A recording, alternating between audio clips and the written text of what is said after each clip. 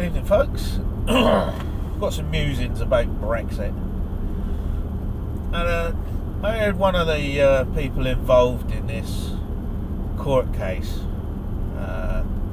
over whether Parliament's sovereign, and I had to laugh because one of these stupidly highly paid lawyers, God knows what they earn, but it's in vast amounts, saying that we've got to keep the English courts available to everybody. Well, how can you possibly do that when to get any kind of justice it's pointless going to the courts in the first place, because if it's anything at all that will affect society rather than following the rule of law, they'll just make it up as they go along, and that's quite provable. I can prove that tomorrow for anybody who's interested.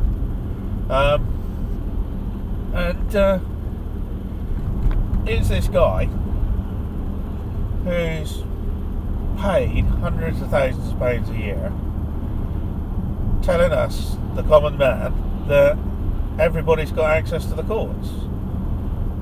But that's only if you've got hundreds of thousands of pounds to pay people like him. People who defend themselves in a common law as a flesh and blood man, they'll do their utmost to try and flip jurisdiction on you. And once they do that, you're nailed. You'll either lose because you're trying to follow a civil case in a criminal jurisdiction, or vice versa, or if it's really a problem, like people like Guy Taylor and others have taken it right to the High Court, and they've been found against for all sorts of ludicrous excuses. One I heard the other day that didn't involve that chat was that the High Court found against this chap because he didn't call the court building as a witness. He didn't cite it on his paperwork. Well, I don't know anybody who can cross-examine a building, but there you are. Which brings me nicely on to Brexit, because everybody's busy saying Parliament's sovereign, and that's just not true. The people are sovereign, and whether the people at the top like it or not, doesn't matter how many times the fake news broadcasters like the BBC like to tell you that Parliament is sovereign. It isn't. The 1688 Bill of Rights and the Declaration of Rights of 1687 declare that Parliament gets its sovereignty from the people via the sovereign. So the Queen, although she's broken her coronation oath at least 1,000 times since 1952,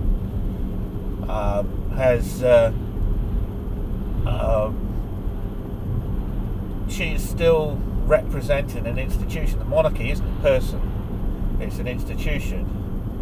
And while we've got that institution, common law applies, which is why I'll always be a monarchist, because I'm 100% behind common law, irrespective of who's actually in the nice big golden chair.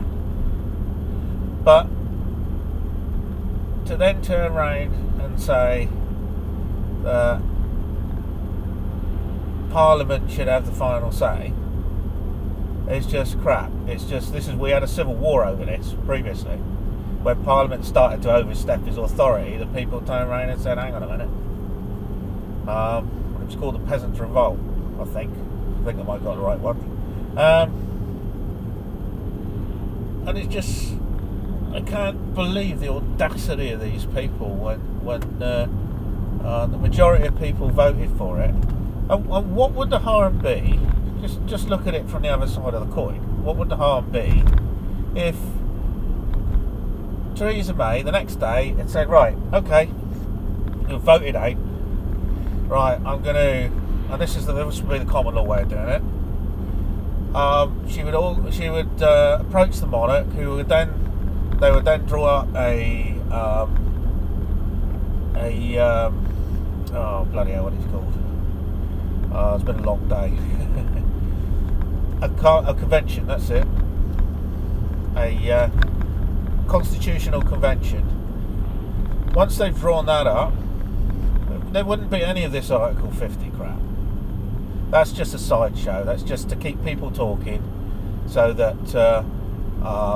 it drags it out, kicks the can down the road, and eventually they can just brush it all under the carpet.